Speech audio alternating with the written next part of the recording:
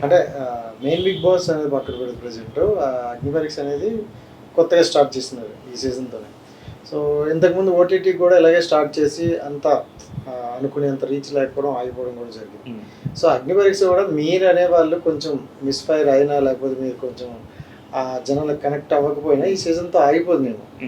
But గట్టిగా connect అయింది ఆడియన్స్‌ని కూడా. అంటే బాగుంది ప్యాటర్న్ కూడా. యాహ్! కన్నడలో నుండి ఒకళ్ళో ఇద్దరు కాకుండా 5-6 మెంబర్స్‌ని పంపించి సో, ఆ ప్యాటర్న్ బాగుంది. యాహ్! సో, అంటే మీరు ఆడిషన్ టైంలో గాని ఎందుకు ఇవ్వాలనిపించింది? ఏంటి మీ గోల్ ఏంటి? ఏం చెప్పాలనుకున్నారు? గోల్ అంటే బేసిక్‌గా నేను లా చేశాను.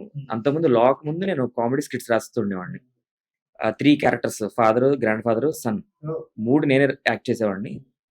అది 2 ఇయర్స్ బ్యాక్ ఆపేసాను గూడా. స్టేజ్ మీద కూడా చెప్పినట్టు ఆ! అది 2 ఇయర్స్ బ్యాక్ డిలీట్ చేశా ఛానెల్ అది. ఎందుకంటే డిలీటే చేశానది. నేను లాలోకెళ్ళిపోయాను గదా! It's serious profession. So 2 collide అయితే కొంచెం తీసుకోలేరనేసి ఇంకా అది దూరం పెట్టేసాను. బట్ ఈవెన్చువల్లీ కామన్ మ్యాన్ తీసుకుంటున్నారు గదా!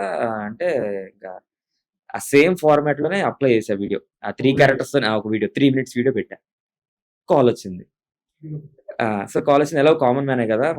ఎందుకు మనకెలాగో ఆర్ట్ ఫార్మ్ ఉంది గదా! ఆర్టిస్ట్ కోసం పెట్టిందే గదా! అనేసి అప్లై చేశాను. ఎందుకంటే నాకది ఇష్టం. నేను ఒక సరదా మనిషిని. జోకులేస్తూ ఉంటాను, నవ్వుతూ ఉంటాను. దాన్ని మనం పేపర్ మీద ఎందుకు పెట్టకూడదనేసి అలాగే కామెడీ రాయడం జరిగింది. అది నచ్చి నన్ను పిలిచారు. ఫైనల్ ఇక్కడ దాకైతే వచ్చాను.